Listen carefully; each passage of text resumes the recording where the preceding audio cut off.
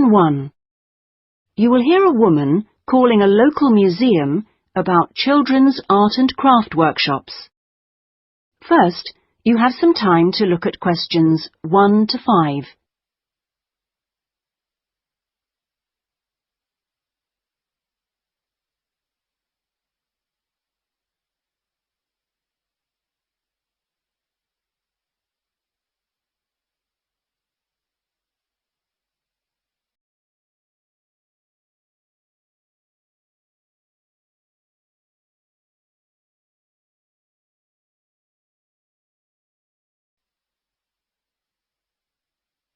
You will see that there is an example that has been done for you. On this occasion only, the conversation relating to this will be played first. Good morning, Sidmouth Museum. Can I help you? Oh, yes. Good morning. I'm interested in the children's workshops, and I'd like a little more information, please. Do you mean the art and craft workshops? Yes, a friend of a friend mentioned them. The children do painting and make models and so forth. Yes, of course. Where to begin? First of all, as you probably know, they run every Saturday. The workshops are organised every Saturday, so Saturday has been written in the space. Now we shall begin. You should answer the questions as you listen, because you will not hear the recording a second time. Listen carefully and answer questions 1 to 5. Good morning, Sidmouth Museum. Can I help you? Oh, yes. Good morning. I'm interested in the children's workshops, and I'd like a little more information, please. Do you mean the art and craft workshops? Yes, a friend of a friend mentioned them. The children do painting and make models and so forth. Yes, of course. Where to begin?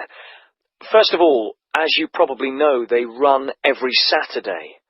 Fine. And what about ages? Well, all ages from 5 upwards are welcome, though we do ask that children below 8 years of age are accompanied by an adult. Fine. That wouldn't be a problem. What about cost? Well, I think you'll find them very reasonable. It's £2.50 a child, with 80p off for 2 or more children from the same family. Oh, yes. Very reasonable. And are they held in the main museum? Not exactly. They're nearby. Could you give me the full address? I don't know the area very well. Yes, it's Winter House. Right. And that's in Tamer Street. Could you spell that, please? Yes, Tamer Street. Lovely. And I do need to tell you that there's a security entrance, so you need to press the green button for someone to let you in. Don't press the red button, please. But don't worry, it's all clearly labelled. Okay. And one more question. Is parking available nearby?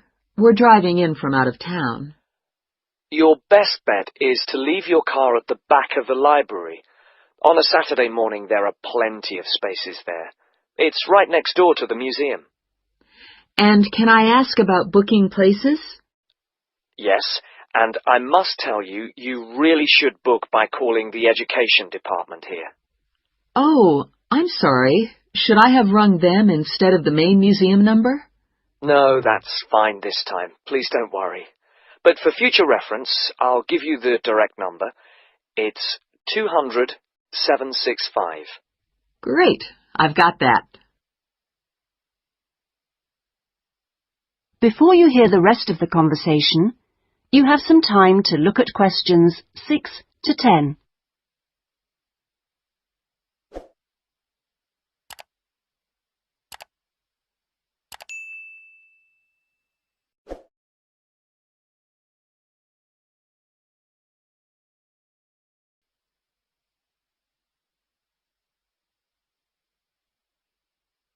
Now listen and answer questions 6 to 10.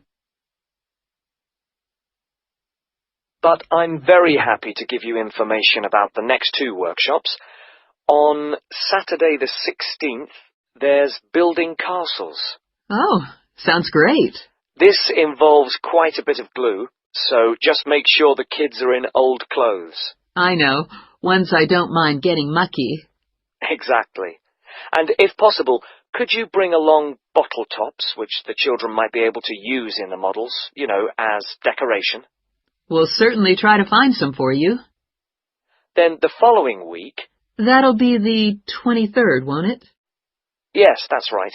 On that day, it's what we call undersea worlds. This is where they make scenes with fishes, underground caverns, and so on. Is that likely to get very dirty? Lots of paint splashes? Not really, so we don't recommend any special clothes for that one. But if you could search out some silver paper to bring along to use in the sessions, it's shiny, it looks like water, that'd be great. Yes, of course. We'll see what we can come up with. Well, thank you ever so much for all your help. The sessions sound really good, and I'll certainly book up for the next 2. Lovely. Thanks very much for ringing. Bye. Bye-bye. That is the end of section 1. You now have half a minute to check your answers.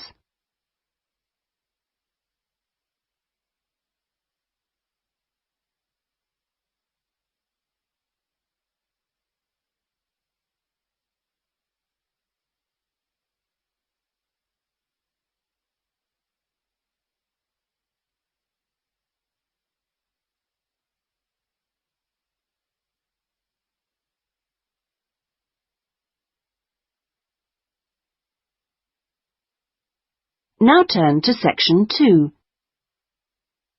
Section 2.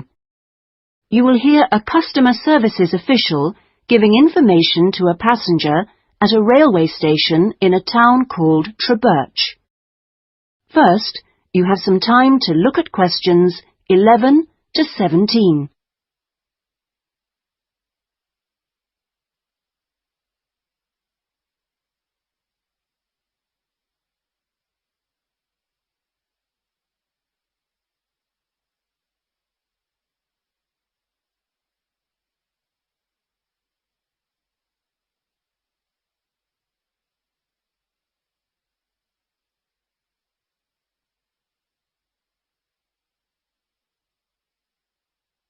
Now listen carefully and answer questions 11 to 17.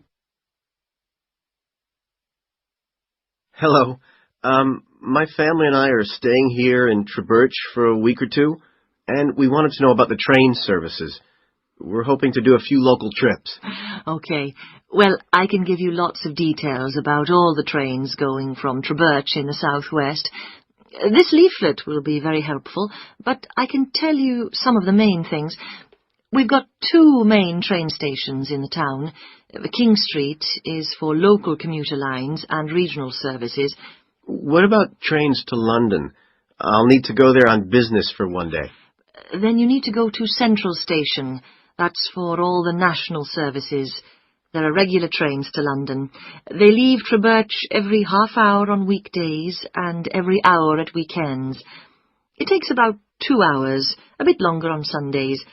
You've got a choice of first and second class, and there's a buffet car, though refreshments are included in the cost of a first-class ticket. Ah, right. And have you got any information on different ticket types? Yes, there's a range of ticket prices depending on when you travel and when you buy your ticket. There's a standard open ticket, which doesn't have any restrictions. This can be bought in advance or on the day. You can also get various discounted tickets. A popular one is called the Super Save, and this is okay for travel after 8:45. Then there is the special ticket, which is valid for travel after 10:15. The special tickets are also valid for travel at weekends. The cheapest tickets are called advance, and you have to buy them at least 6 days ahead. Only a certain number are available, and you have to make seat reservations for these. Before you hear the rest of the conversation, you have some time to look at questions 18 to 20.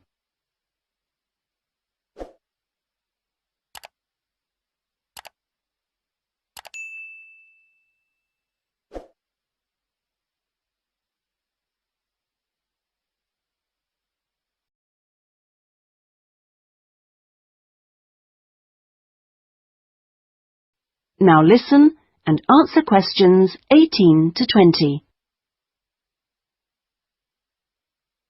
Thanks. And are there lots of places to go to around here? Oh, yes. You can enjoy many days out. There's the Merthyr Mining Museum, which is only half an hour from Trubirch by train. Your children will find it just as fascinating as any theme park, and they can ride in the original miners' lifts and on the coal trains. There are special excursion tickets which include entrance fees. Mainline trains also offer direct services to Bristol, where you can visit the docks or spend a great day out with the children in the zoo, which is set in the parkland that used to surround the old castle.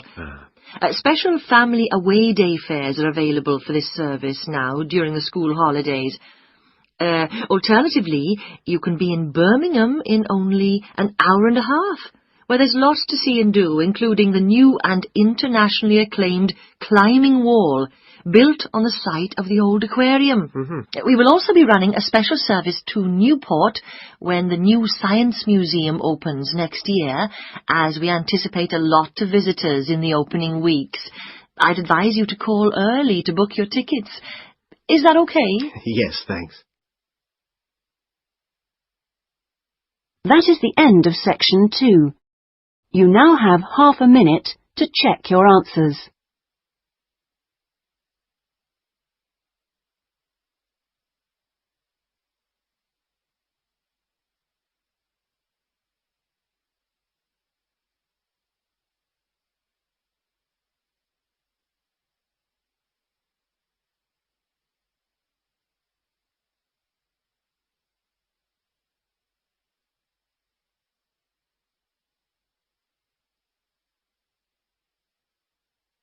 Now turn to section 3. Section 3. You will hear a discussion between a tutor and an education student called Sandy about the student's dissertation. First, you have some time to look at questions 21 to 25.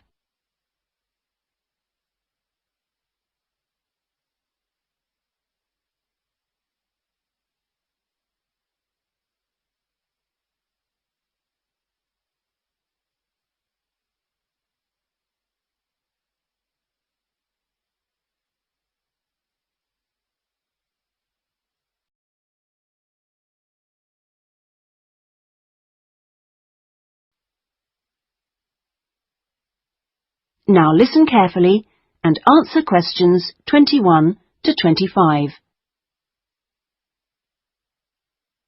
Hello, Sandy. How have you been getting on with your dissertation? Fine, and I've been working hard on the various action points we agreed on our last tutorial. Do you want to talk me through what you've done? Yeah, sure. Well, we agreed on 3 main targets for me to aim for. The first one was to find out about suitable data analysis software. Yes. And what I decided to do was to look through catalogues specialising in IT. That's a good idea. What did you come up with? I found the names of 2 promising ones. Right. But I also thought it'd be worthwhile talking to a lecturer. Oh, right. Who did you see? Jane Prince. Do you know her? She's in the computer centre? Yes, of course. She's the new head. Yes, well, she was very helpful. Oh, that's good. Did she suggest anything in particular? Yeah, she recommended software called VVAT and said I should book up for a couple of practice sessions using VVAT. Great. I'm sure you'll find them useful. And, of course, the second target was to draw up a survey checklist, which... Yes, you emailed me it last week. Have you had a chance to look? Of course. I think it's good. Very much on the right lines. I'd say your first 2 sections are spot on. I wouldn't suggest that you change anything there, but in section 3 you really do need to have questions on teaching experience. Yeah, I was thinking that section looked a bit short. Right. And my third target was do further reading on discipline. Oh, yes. I mentioned a couple of writers, didn't I? Yes, well, I got hold of the Banerjee, and I thought that was excellent, but I'm afraid I didn't manage to get hold of the essays about classroom management. You know, the ones by Simon Erickson. The bookshop said it was out of print, and the library doesn't have a copy. Oh, right. And I'm afraid I've lent my copy to another student. What I suggest you do is try the library again. This time apply for it through the service called Special Loans. Have you done that before? You're entitled to 6 books a year. Yes, no problem. That's what I'll do. So, lots of useful work done. Before you hear the rest of the conversation, you have some time to look at questions 26 to 30.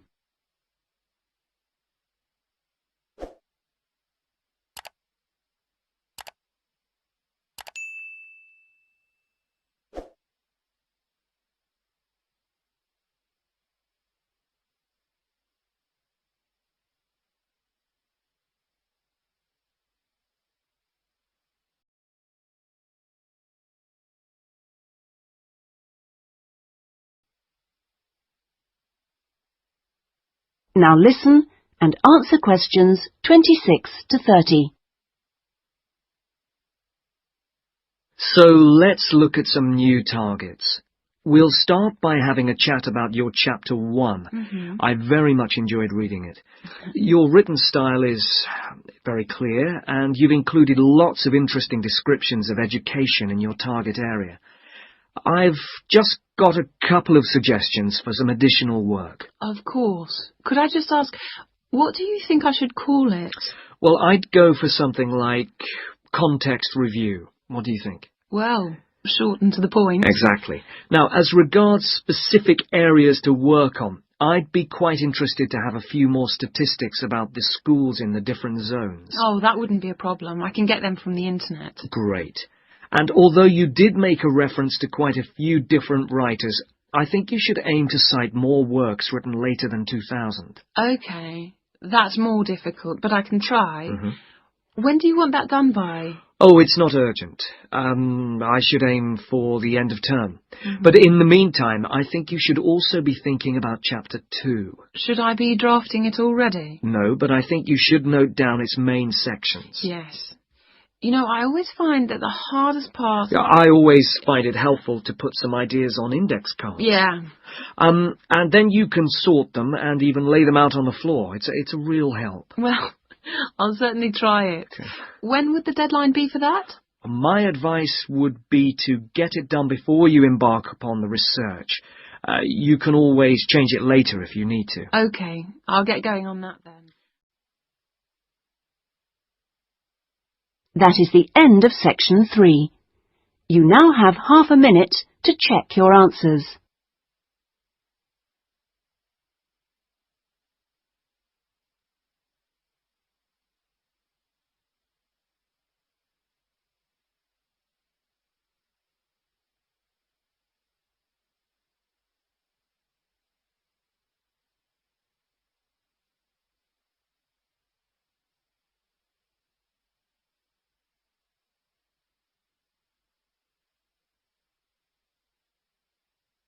Now turn to section 4. Section 4. You will hear part of a lecture about the history of moving pictures. First, you have some time to look at questions 31 to 40.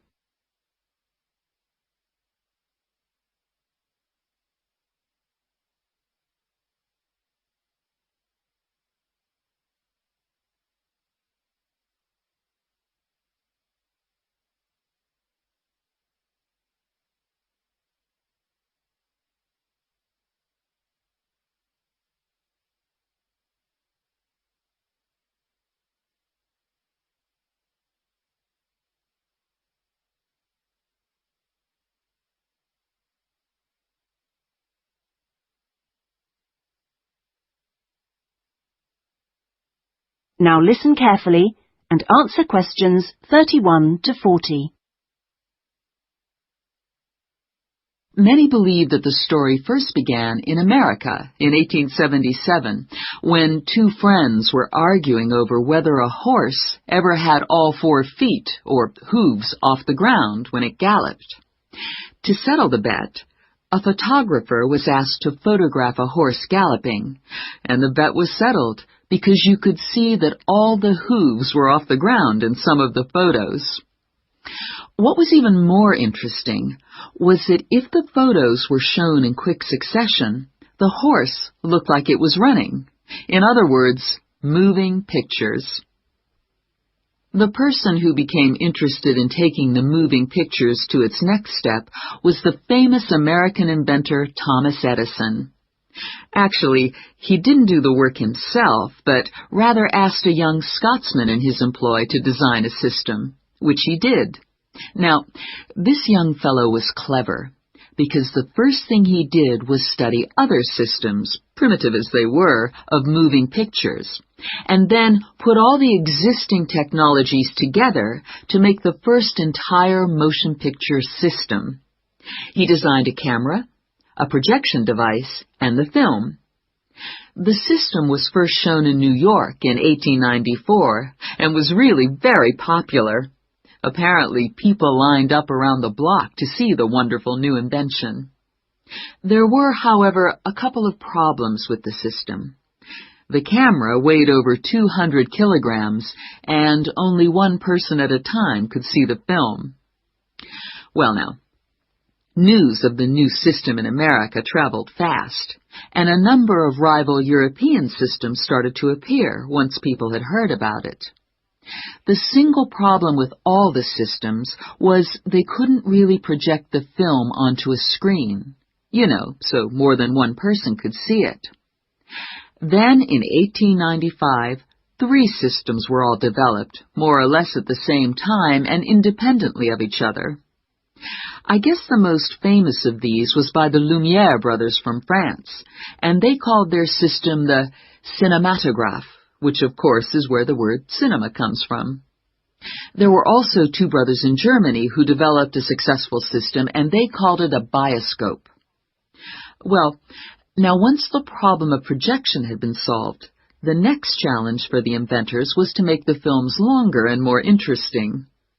A continuing problem at the time was that the films had a tendency to break when they were being played, a problem which was caused by the tension between the 2 wheels, or reels as they are called, which hold the film. Now, this problem was solved by 2 American brothers. They developed the Lantham loop, which was the simple addition of a 3rd reel between the 2 main reels, and this took all the tension away, with the result that the film stopped snapping.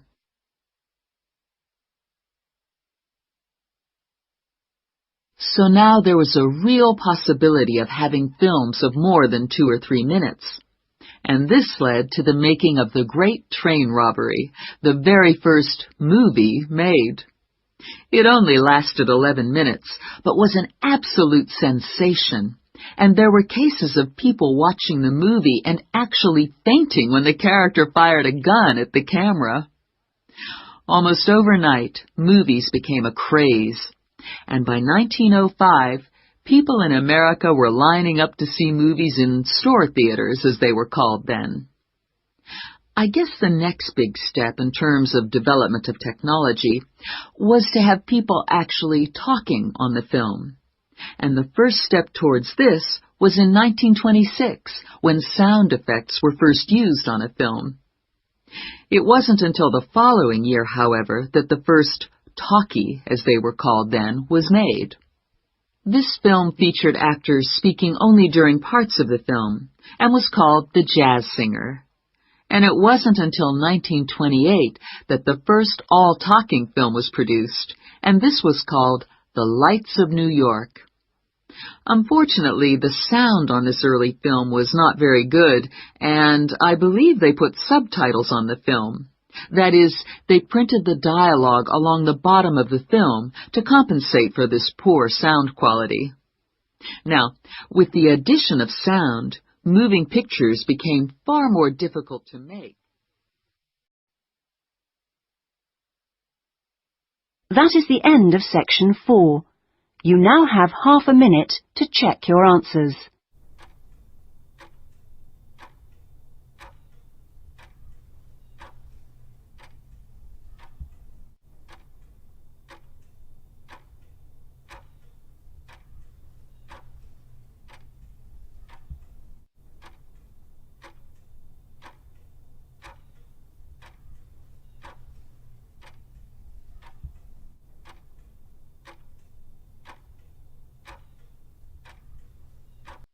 That is the end of the listening test. In the IELTS test, you would now have 10 minutes to transfer your answers to the listening answer sheet.